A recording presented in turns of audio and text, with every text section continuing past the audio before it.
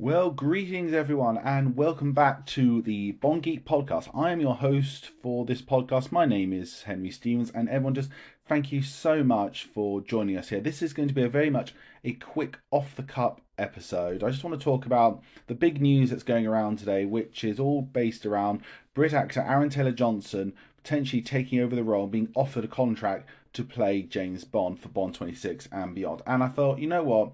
I've got a couple of thoughts and feelings about this, and I thought I'd make a quick little podcast episode here for you all. Now, this obviously story comes directly from the UK tabloid The Sun. Now, if you don't live in the UK, allow me just to give a bit of context when it comes to The Sun. It is very much a trashy tabloid. The thing is, though, when it comes to The Sun, and it's not just James Bond stuff, it's like things for like Doctor Who or other things. Sometimes, well, when I say sometimes, a few times actually, they do get it right. They do actually get some potential leaks. Example being, I mentioned just now about Doctor Who. They announced before anyone else knew that David Tennant was coming back to play Doctor Who. I know for you Whovians out there, it is the Doctor I know, but just hear me out on this. So when this news article came out, I actually took it a bit more seriously because we have had so many other people talk to us about Aaron Taylor-Johnson as James Bond. But basically, this is what the article said. Insider said that Kick-Ass star is expected to accept the role as 007, taking over from Daniel Craig, who's played MI6's most famous spy for 15 years. It goes on. Eon Productions, which makes the spy thriller films, is on course to start shooting this year. And that's another big thing, actually, that we need to discuss. A source said Bond is Aaron's job should he wish to accept it. The formal offer is on the table and they're waiting to hear back. As far as Eon are concerned, Aaron is going to sign his contract in the coming days and they can start preparing for the big announcement. So that really is the big gist of everything. The rest of the article is all about insider booking odds here. Now, let me just explain something right off the bat.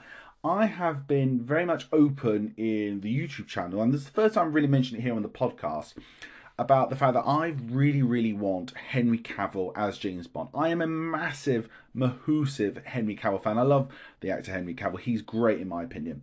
So I always thought he would be an amazing James Bond. And when the news started coming up like last November that potentially Aaron Taylor-Johnson had discussion stuff, that was certainly nowhere near anything I was thinking about when it came to James Bond. But the more I thought about it, the more I realised he is an incredibly fine actor. He's done such a wide range of different roles over the years. And to be honest, I would actually be very happy with him taking over the role as James Bond. He's the right age, 33. I think he's got a bit of time to mature, really get into the role, make it his own. And this really, really excites me about the possibilities of him taking over. So, yeah, I'm very much a fan of this idea.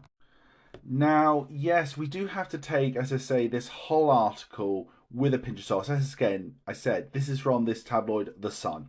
It's not the most reputable place. It does, though, I feel, have a good back history of getting some scoops early in. And to be honest, the exciting thing about this, what gets me more excited, we're enough about more than Aaron Taylor-Johnson news, is the fact that they might be announcing him soon. They're really trying to start hoping to shoot this year. Could this be the year that we finally get movement on Bond 26? I think that's the real exciting bit about this whole situation. So, look, everyone, I want you to give a comment, if you can, on your thoughts on Aaron Taylor-Johnson and if you think he would be a great James Bond or not. But for me, again, he wouldn't be my first choice, but I have to be honest, if he does get announced officially as the next James Bond, I'm actually going to be a very happy guy. I think it's a great potential choice. And from what I've seen of him throughout the years, and I have seen him in a fair few things, he's a really good actor, and I think he could do the job really well. So everyone, that's my thoughts and feelings about it. I look forward to hearing yours. So take care and speak to you soon. Bye.